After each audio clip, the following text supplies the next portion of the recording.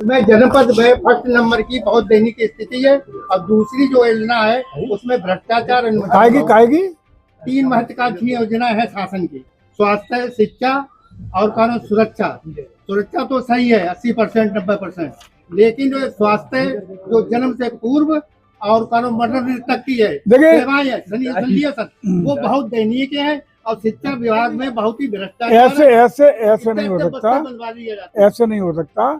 आप पर्टिकुलर किसी भी मामले में कहीं जो आपके आरोप हैं वो हमें दे देंगे तो हम दिखवा लेंगे, जांच करा लेंगे। आप जिससे बताओ जांच करा लेंगे, लेकिन आप पर्टिकुलर मामले तो दीजिए। ऐसे जनना किसी को चोर कहने, चोर नहीं हो सकता। हमारे यहाँ 100 जर्जर विद्यालय घोषित हो चुके हैं, लेकिन बच्चे अभी तक उनमें पढ़ रहे हैं। और ऐसे में कभी भी कोई दुर्घटना हुई तो उसकी जिम्मेदारी तय नहीं कर पाएंगे हम लोग। नहीं, मुझे नहीं लगता कि जर्जर विद्यालय में चल रहे हो, ऐसा कुछ है क्या? सर जर्जर सारे विद्यालय जर्जर नहीं, कमरे निष्प्रयोज जो कुछ है सर, नहीं उनका टेंडर निकला है ना, ये सुनिश्चित करा लें कि जर्जर कमरों में बच्चों की पढ़ाई न हो, ये सुनिश्चित कराइए। क्योंकि कोई अनहोनी हो गई, कोई घटना हो गई तो फिर उसका जवाब नहीं देते बनेगा। जनपद में सर जितने भी हमारे मैरिज हॉल हैं, हॉस्पिटल्स हैं और जो बड़े बड़े जो कारोबार करते हैं, इनमें फायर की एनओसी किसी के पास नहीं है और ना ये लेते हैं। क्योंकि फायर विभाग क्योंकि पुलिस के अंडर में आता है तो पुलिस वो आगे बाहर नहीं निकलते हैं और जो एनओसी देते हैं वो सिटी मजिस्ट्रेट के यहाँ से जारी होती है या सरकार प्रशासन के द्वारा जारी होती है। तो उनके यहाँ से कोई एनओसी नहीं है और खुलेआम चल रहे हैं। और जब आग लगती है तो लखनऊ से लेकर यहाँ तक सबकी चेकिंग होती है कि अस्पतालों में किस तरीके से है। जो हमारे मतलब जो अस्पताल है उनके मानक है, और मानक में फायर का भी एनओसी है। सर नहीं लेते हैं वो लोग एनओसी, वो केवल एक एप्लीकेशन देते हैं, कोड जनरेट होता है, उसी कोड के जनरेशन पे वो लोग दे देते हैं कि हमारा पास कर दिया जाए। ये तो आप कप्तान साहब दिखवा लीजिए एक बार। ठीक है सर मोहन भागवत जी का सड़क का निर्माण हो रहा था पीडब्ल्यूडी के विभाग द्वारा, उस सड़क निर्माण में ग्रामीणों ने हाथ से सड़क उखाड़ दी। उनका आरोप है कि मानक के अनुसार नहीं हो रहा है निर्माण। कहाँ हो रहा है? अमृतपुर में अगर कोई हो रहा है तो डीएम साहब नोट कर लें। अगर इस तरह की कोई समस्या है तो उसे देख लेंगे। सर कमालगंज में कौन सी सड़क बताएं? कितनापुर की है सर, नोट कर लेंगे। पीडब्ल्यूडी निर्माण खंड बना रहा है, आज से ही सड़क उखड़ रही है सर। कप्तान साहब 2 विषय ये पत्रकार लोग रख रहे हैं जो आपके भी थे, अभी आ नहीं पाई थी। एक तो कौन नमकीन मांग रहा था, दूसरा एक कोई जो किसी समाज को कायम करने में गाली किसी समाज को पूरे को दिया है, ये लोग कह रहे हैं शमशाबाद में।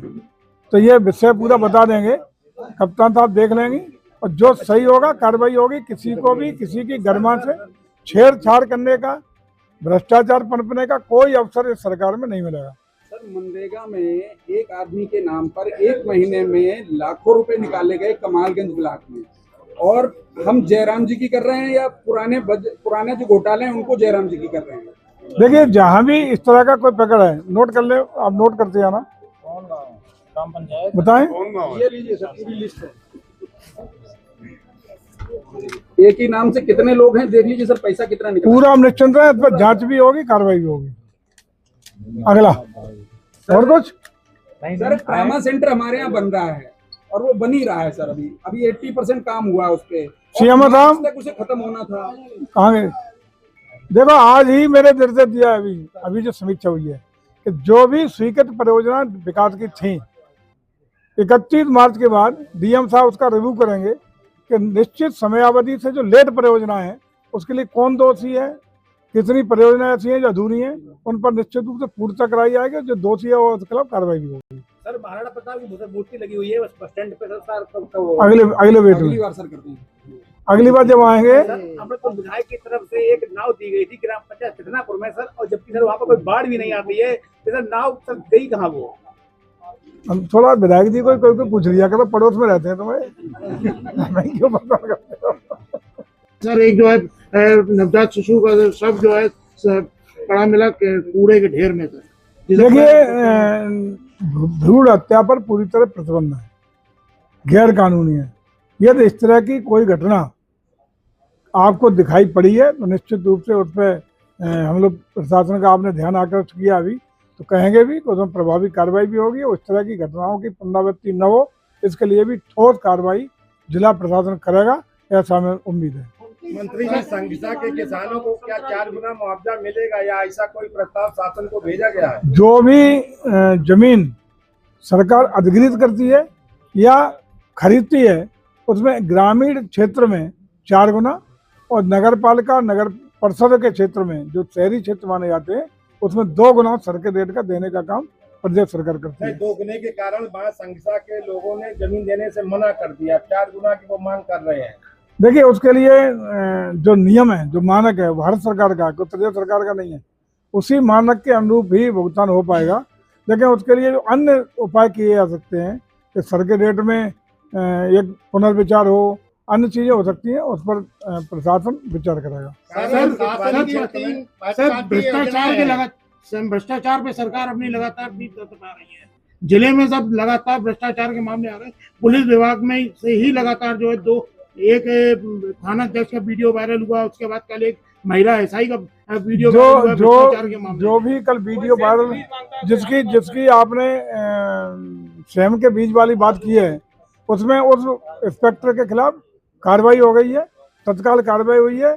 सरकार 0 टॉलरेंस की नीति के तहत कार्रवाई कर रही है और आगे भी करेगी। ऐसे अधिकारी, ऐसे कर्मचारी,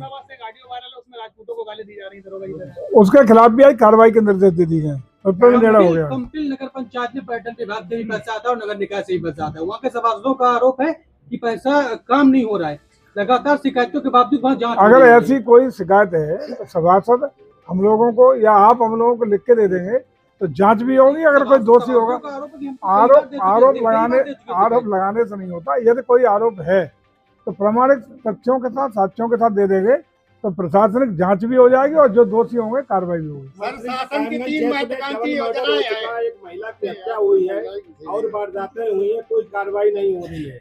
कहीं भी इस तरह की कोई घटना है जहाँ घटना घटित हुई है, यदि कार्रवाई नहीं हुई है तो ऐसा पैकेट आप सामने लाइए, निश्चित रूप से निष्पक्ष कार्रवाई होगी। कोई भी प्रभावित किसी से होकर चाहे राय रहते कि आर्थिक रूप से कोई कार्रवाई प्रभावित नहीं होगी। आलू की समस्या, देखिए आलू की समस्या रेट का कभी 1500-1600 भी हो जाता है कट्टा, कभी 400 भी हो जाता है। सब्जी है ये, आलू कोई खाद्यान्न नहीं है।